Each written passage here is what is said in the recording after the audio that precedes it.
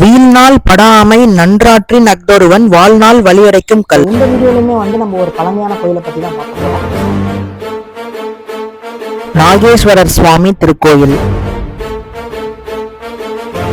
ஒரு தேவார பாடல் பெற்ற ஸ்தலம்.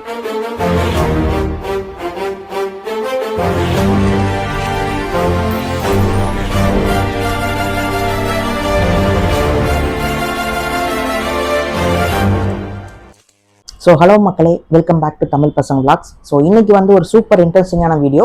ஸோ இந்த வீடியோலையுமே நம்ம ஒரு பழமையான கோயிலை பற்றி தான் பார்க்க போகிறோம். அந்த கோயில் எங்கே இருக்குது அப்படின்னு பார்த்தீங்க அப்படின்னா கும்பகோணத்தில் இருக்கு. அந்த கோயிலுடைய பெயர் நாகேஸ்வரர் சுவாமி திருக்கோயில். இது ஒரு சிவனுக்கான கோவில். இந்த கோயில் ரொம்பவே ஒரு பழமையான கோவில், ஒரு தேவார பாடல் பெற்ற ஸ்தலம். ஸோ இப்போ இந்த கோயிலை யாரு கட்டினது, எந்த காலத்துல கட்டப்பட்டது அப்படிங்கிற இந்த கோயிலை பற்றின வரலாறையும் இந்த கோயிலோட புராண கதை மற்றும் சிறப்பு அம்சங்களை இந்த வீடியோல இப்போ நம்ம பார்க்க போறோம். ஸோ எப்போதுமே நான் சொல்ற மாதிரி இப்போ இந்த புராண கதையும் வரலாறையும் இப்போ நம்ம இந்த வீடியோல பார்த்துருவோம். அதுக்கப்புறம் இந்த வீடியோலயே இந்த கோயிலை பத்தின சில இம்பார்ட்டன்ட் விஷயங்களை இந்த கோவில் எப்படி இருக்கும் அப்படிங்கிற ஒரு சில கிளிப்பிங்ஸ் நான் போடுவேன். அது நீங்க பார்க்கும்போதே அப்படியே இந்த கோவிலை பத்தின சில முக்கியமான தகவலையும் தெரிஞ்சுக்குவீங்க. ஸோ இப்போ இந்த கோயிலோட புராண கதையை நம்ம முதல்ல பார்த்துருவோம். இந்த கோவிலோட புராண கதை படி பார்த்தீங்க அப்படின்னா இங்க ஆதிசேஷன், அதாவது நாகங்களின் ராஜாவான ஆதிசேஷன். ஸோ ஆதிசேஷனா எல்லாத்துக்குமே தெரியும். ஸோ அவர் மேலதான் பெருமாள் படுத்திருப்பாரு. ஸோ அந்த ஆதிசேஷன் என்ன பண்றாரு அப்படின்னா பூமியோட பாரம் தாங்க முடியாம பூலோகத்துல தவம் பண்றாரு. அப்ப பார்வதி தேவி தாய் தோன்றி அவருக்கு என்ன சொல்றாங்க அப்படின்னா, இப்ப இந்த கோவில் நாகேஸ்வரர் கோவில் இருக்கிற இடத்துல சிவனை நினைச்சு தவம் பண்ணா அவருக்கு வலிமை கிடைக்கும் அப்படின்னு சொல்றாங்க. அதனால இங்க சிவனை நினைச்சு அவர் தவம் பண்ணி சிவன் காட்சி கொடுத்து அவருக்கு ஆதிசேஷன் வலிமை பெறுறாரு. ஸோ அதனாலதான் இந்த இடத்துக்கு நாகேஸ்வரர் திருக்கோயில் அழைக்கப்படுது. அது மட்டும் இல்லாம இங்க இருக்கிற தீர்த்தத்துக்கு நாக தீர்த்தம் அப்படின்னு தான் சொல்றாங்க. ஸோ இது ஒரு புராண கதை.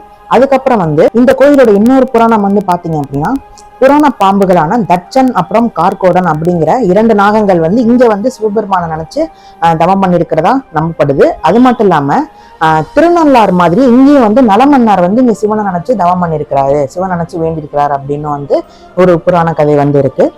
ஸோ இவ்வளவு சிறப்புகள் வாய்ந்த கோவில் தான் இந்த நாகேஸ்வரர் திருக்கோயில். ஸோ மக்களே, அப்படியே இந்த கோயிலை பத்தின வரலாறையும் இப்போ நம்ம தெரிஞ்சுக்குவோம்.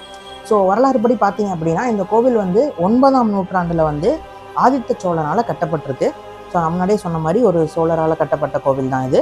ஸோ ஆதித்த சோழனால 9ஆம் நூற்றாண்டுல கட்டப்பட்டதுக்கு அப்புறம் இந்த கோவில் நம்ம சோழர்களால், அப்புறம் பாண்டிய மன்னர்கள், விஜயநகர பேரரசு மன்னர்கள், இவங்க எல்லாத்தினாலையும் நிறைய திருப்பணிகள் இந்த கோயிலுக்கு செஞ்சிருக்காங்க. அதே மாதிரி இப்போ நீங்க இந்த வீடியோலயே பார்ப்பீங்க, வர நான் சில கிளிப்பிங்ஸ்லாம் ஆட் பண்ணியிருக்கேன். அதில் பார்த்தீங்க அப்படின்னா கோவில் எக்கச்சக்க கல்வெட்டுகள் இருக்கும்.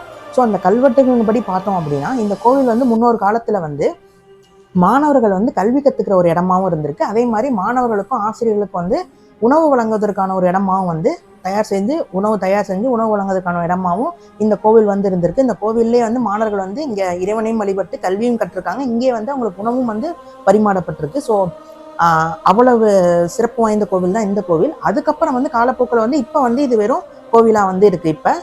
இப்போ இந்து சமய அறநிலையத்துறை கட்டுப்பாட்டின் கீழே இந்த கோவில் இருக்கு. அது மட்டும் இல்லாம இந்த கோவிலோட இன்னொரு முக்கியமான விஷயம் என்ன அப்படின்னு பாத்தீங்கன்னா இந்த கோவில் சோழர்களால் கட்டப்பட்ட சிவாலயங்கள்லயே இதுவும் ஒரு ரொம்ப ரொம்ப ஒரு பழமையான சிவாலயமா கருதப்படுது. ஏன்னா நான் சொன்ன மாதிரி 9ஆம் நூற்றாண்டுலேயே இந்த கோயில் ஆதித்த சோழனால கட்டப்பட்டிருக்கு. அப்படிங்கும் போது அதற்கு முன்னே தேவார பாடல் பெற்ற ஸ்தலம் அப்படின்னு சொல்றோம். அப்படின்னா 7ஆம் நூற்றாண்டுக்கு முன்னாடிலேருந்து இந்த கோவில் இருந்திருக்கு. ஸோ அவ்வளவு பழமை வாய்ந்த கோவில் தான் இந்த கோவில்.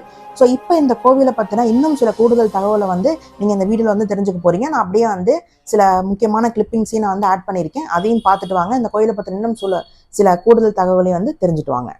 ஸோ மக்களே, இப்போ நீங்க பாக்குற அந்த நாகேஸ்வரர் கோவில் ஒரு மிக பழமையான பெரிய கோவில். அதாவது இந்த கோவில் இருக்க வளாகம் இந்த மாநிலத்திலே ஒரு பெரிய வளாகம் அப்படின்னு சொல்றாங்க. அது மட்டும் இல்லாம இந்த கோவில் நான் சொன்ன மாதிரி 9ஆம் நூற்றாண்டிலே கட்டப்பட்டிருந்தாலும் அதுக்கப்புறம் 14ஆம் நூற்றாண்டு வரைக்கும் தஞ்சாவூர் நாயக்கர்கள் வரைக்கும் இந்த கோவிலுக்கு திருப்பணிகள் செஞ்சிருக்காங்க. அதுலயும் விஜயநகர காலத்துல இங்க நிறைய சிற்ப வேலைப்பாடுகள் செஞ்சிருக்காங்க. அதே மாதிரி இப்ப நீங்க பார்க்கலாம், நான் சொல்லியிருக்கேன் இந்த கோயிலை சுற்றி நிறைய கல்வெட்டுகள் இருக்கும், பழங்காலத்து சிற்பங்கள் இருக்கும். அதுலதான் இப்ப நீங்க பாக்குற இந்த கல்வெட்டுகளும் வந்து அதுல ஒன்றுதான். சோ நீங்க பாத்தீங்கன்னா தெரியும், அதாவது நம்ம தமிழ் கல்வெட்டு மட்டும் இல்லாம விஜயநகர காலத்து கல்வெட்டுகள், சோழர்கள் கல்வெட்டுகள், பாண்டியர்கள் கல்வெட்டுகள்னு நிறைய கல்வெட்டுகள் பிற மொழி, தமிழ் மட்டும் இல்லாம பிற மொழிகள்லயும் வந்து இருக்கும் இந்த கோவில்ல. இந்த கோவில்ல வந்து வழிபட்டா நாகதோஷம் நீங்கும் அப்படின்னு சொல்றாங்க. ஏன்னா ஆதிசேஷனே வந்து இந்த கோவில்ல வந்து வழிபட்டதன் காரணமா இங்க சிவபெருமான வந்து நாகநாதர் அப்படிங்கிற பெயர்ல வந்து அருள் புரிகிறாரு. அது மட்டும் இல்லாம இந்த கோவில்ல வந்து இன்னொரு முக்கியமான விஷயம் என்ன அப்படின்னு பாத்தீங்கன்னா, இங்க வந்து நாகேஸ்வரர், அப்புறம் வந்து பிரளயம் காத்தனார், அப்புறம் வந்து பெரிய நாகியம்மன், இவங்களுக்கு வந்து ஒரு முக்கியமான சன்னதிகளா பார்க்கப்படுது. அது மட்டும் இல்லாம இந்த கோவில்ல வந்து பாத்தீங்க அப்படின்னா தட்சணாமூர்த்தி வந்து நடனம் ஆடுற மாதிரியும், அதுக்கு வந்து கிருஷ்ணர் வந்து புல்லாங்குழல் வாசிக்கிற மாதிரியும் போன்ற சிற்பங்களும் வந்து இந்த கோவில்ல வந்து இடம்பெற்றிருக்கு. அதே மாதிரி இந்த கோவில்ல வந்து குடந்தை கீழ்கோட்டம் அப்படிங்கிறாங்க. ஏன்னா குடந்தைனா கும்பகோணத்தோட பழைய பேரு, கீழம் கோட்டம் அப்படிங்கிறது வந்து கோட்டம் அப்படின்னா கோட்டைன்னு அர்த்தம். ஸோ கும்பகோணத்துல இருக்கிற ஒரு பழமையான கோவில் அப்படிங்கறதுதான் இதோட அர்த்தம். அதே மாதிரி இந்த கோவில் வந்து கும்பகோணத்துல மகாமகம் திருவிழால வந்து இந்த கோயில் வந்து தொடர்புடையது.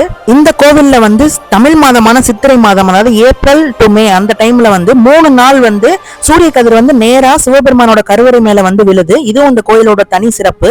அப்புறம் இந்த கோயிலோட மூலவர் வந்து நாகேஸ்வரர், சிவபெருமான், தாயார் வந்து பெரிய நாயகி அம்மன். அப்புறம் வந்து இங்க தீர்த்தங்கள் வந்து நம்ம முன்னாடியே சொன்ன மாதிரி நாக தீர்த்தம் இருக்கு, சூரிய தீர்த்தம் வந்து இருக்கு. அதே மாதிரி இந்த கோயிலோட நேரம் வந்து காலையில 5:30 மணில இருந்து இரவு 10 மணி வரைக்கும் இந்த கோவில் வந்து திறந்திருக்கும். ஸோ மக்களே, இந்த கோயிலோட இவ்வளவு சிறப்புகளை வந்து இப்ப நீங்க தெரிஞ்சிருப்பீங்க. ஸோ நீங்க இந்த கோயிலை பத்தி என்ன நினைக்கிறீங்க அப்படிங்கிறது வந்து மறக்காம கமெண்ட்ல சொல்லுங்க. அதே மாதிரி இந்த வீடியோல வந்து நீங்க எக்கச்சக்க கல்வெட்டுகள் வந்து பார்த்திருப்பீங்க. ஸோ அதை பத்தி நீங்க என்ன நினைக்கிறீங்கிறத மறக்காம சொல்லுங்க. இந்த கல்வெட்டு மூலியமா நமக்கு வந்து பல தகவல் வந்து இந்த கோயிலை பத்தினது வந்து நம்ம தெரிஞ்சுக்க முடியுது. ஏன்னா அந்த கல்வெட்டு அப்படிதான் நான் அந்த வீடியோல சொல்லியிருப்பேன் முன்னாடியே, இந்த கோவில் வந்து ஒரு கல்வி கற்கும் இடமாவும், மாணவர்களுக்கும் ஆசிரியர்களுக்கும் வந்து உணவு அளிக்கும் இடமாவும் வந்து இருந்திருக்கு. ஸோ அவ்வளவு சிறப்பு வாய்ந்ததுதான் இந்த நாகேஸ்வரர் கோவில். ஸோ இந்த கோவில் வந்து பாத்தீங்க அப்படின்னா கும்பகோணத்திலே வந்து ஒரு பழமையான கோவில். ஏன்னா இந்த கோவில் வந்து சாரங்கம்பாணி கோயில் மாதிரி இருக்கும் கிட்டத்தட்ட. ஏன்னா இந்த மாதிரி தேர வடிவில் வந்து கோயிலோட வந்து கருவறை வந்து இருக்கும். சாரங்கம்பாணி வீடியோ வந்து நம்ம சேனல்ல வந்து போட்டிருக்கோம், அதையும் நீங்க வந்து மறக்காம செக் பண்ணி பாருங்க, உங்களுக்கு தெரியும். ஸோ அதுல இருக்கிற மாதிரியே தான் இந்த கோயிலோட கருவறை வந்து ஒரு தேர் வடிவில் இருக்கும். தேரை வந்து குதிரைகள் இழுத்துட்டு போற மாதிரி நீங்க வீடியோல பார்த்திருப்பீங்க. இந்த கோவில் வந்து ராமலிங்க அடிகளாருக்குன்னு தனி சன்னதியும் இருக்கு. இந்த கோவில் பழமையும் அதே போல் பல சிறப்புகளும் பெருமையும் வாய்ந்ததுதான் இந்த கோவில். ஸோ மக்களே, இந்த கோயிலை பத்தின சில முக்கியமான தகவல் எல்லாத்தையுமே வந்து நீங்கள் தெரிஞ்சிருப்பீங்கன்னு நினைக்கிறேன். ஸோ இந்த வீடியோ வந்து உங்களுக்கு பிடிச்சிருக்கா அப்படிங்கிறத வந்து மறக்காமல் கமெண்ட்டில் சொல்லுங்கள். நீங்கள் இந்த கோயிலை பற்றி என்ன நினைக்கிறீங்க, நீங்கள் இந்த கோயிலுக்கு வந்து முன்னாடியே வந்திருக்கீங்களா அப்படிங்கிறதையும் வந்து மறக்காமல் கமெண்ட்டில் சொல்லுங்கள். அண்ட் அதே மாதிரி உங்களுக்கு வந்து இந்த வீடியோ பிடிச்சிருந்துச்சுன்னா மறக்காமல் நம்ம சேனலை வந்து லைக் பண்ணி சப்ஸ்கிரைப் பண்ணிக்கோங்க நம்ம சேனலுக்கு. இந்த வீடியோ வந்து எல்லாருக்குமே வந்து ஷேர் பண்ணுங்கள். ஸோ உங்களை மாதிரி நிறைய பேரும் வந்து இந்த கோயிலை பற்றி தெரிஞ்சுக்குவாங்க. அண்ட் மறக்காமல் வந்து உங்களோட தாட்ஸையும் வந்து கீழே கமெண்ட்டில் சொல்லுங்கள். ஸோ அவ்வளோதான் மக்கள் இன்றைக்கான வீடியோ.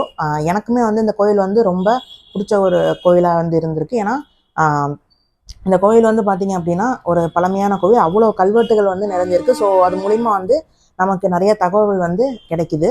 அது மட்டும் இல்லாமல் இந்த கோயிலில் வந்து சிற்ப வேலைப்பாடுகளும் வந்து பெருசாக நிறைய இல்லாட்டியுமே வந்து சின்ன சின்ன சிற்ப வேலைப்பாடுகள் இருந்தாலும் வந்து அவ்வளோ வந்து அழகாக வந்து இருந்திருக்கு. ஸோ அவ்வளோதான் மக்கள் இன்றைக்கான வீடியோ. ஸோ இன்னொரு இன்ட்ரெஸ்டிங்கான பிளேஸில், ஒரு ஹிஸ்டாரிக்கல் பிளேஸ், ஒரு சூப்பரான பிளேஸில் வந்து நான் உங்களை வந்து மீட் பண்ணுறேன். So until then by from Keerthivasan from Tamil பசங்க விளாக்ஸ். பை பை மக்களே, டேக் கேர்.